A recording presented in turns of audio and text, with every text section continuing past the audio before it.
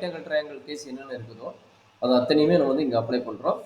So பித்தகரஸோட statement என்னன்னா, first normal concept என்னன்னா, ஒரு ரைட் ஆங்கிள் ட்ரையாங்கிள் 3 சைடு இருக்குது. அந்த 3 சைடு பிக்கஸ்ட் சைடு யாருன்னு கேட்டாங்கன்னா, ஹைப்போதெனியஸ் சைடு தான் பிக்கஸ்ட் சைடு. சரிங்களா? அப்போ அதை நான் நோட் பண்ணிக்க. தட் இஸ் வெரி இம்பார்ட்டன்ட் பண்ணி இதை மட்டும் மறக்காதீங்க. ட்ரையாங்கிள் எங்கே போனாலும் இந்த கான்செப்ட் நம்ம இம்பார்ட்டன்ட் 90 டிகிரி ஏபிசி. அப்போ ஹைப்போதெனியஸ் வேல்யூ பிக்கஸ்ட் வேல்யூ ரிமைனிங் வந்து எது வேணால் ஸ்மாலஸ்ட் இருக்கலாம், எது வேணால் நம்ம மாற்றி மாற்றிக்கலாம். பட் வெரி பிக்கஸ்ட் வேல்யூ வந்து நம்மளுக்கு வந்து ஹைப்போதெனியஸ் தான். சரிங்களா சார்? ஆனா வேல்யூ கொடுத்தா தானே சார் கண்டுபிடிக்க முடியும்? கண்டிப்பாக கொடுப்பாங்க. நம்ம இனிமேட்டு நம்ம ப்ராப்ளம் போடும்போது நம்ம இது ஜென்ரல் கேஸ் தெரிஞ்சுக்கங்க.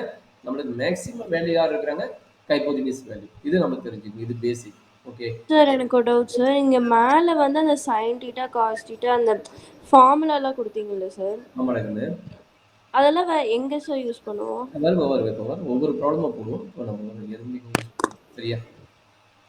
சரி. இப்போ பித்தகரஸ் தேற்றத்தோட ஸ்டேட்மெண்ட் சொல்கிறேங்கன்னா, பித்தகரஸோட ஸ்டேட்மெண்ட் என்ன சொல்கிறாங்க?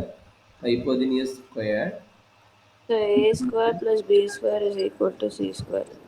Opposite square plus adjacent square. நீ சொன்ன மாதிரி நோட்டேஷன் எழுதுனா என்னாச்சு?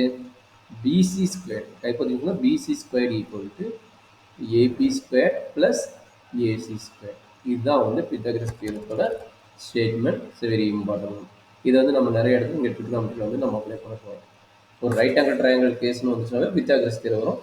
அந்த பித்தாகரஸ் தியரத்தில் வந்து நம்ம என்னெல்லாம் வருமோ அந்த ட்ரிக்னாமெட்ரி கான்செப்ட் வந்து நம்ம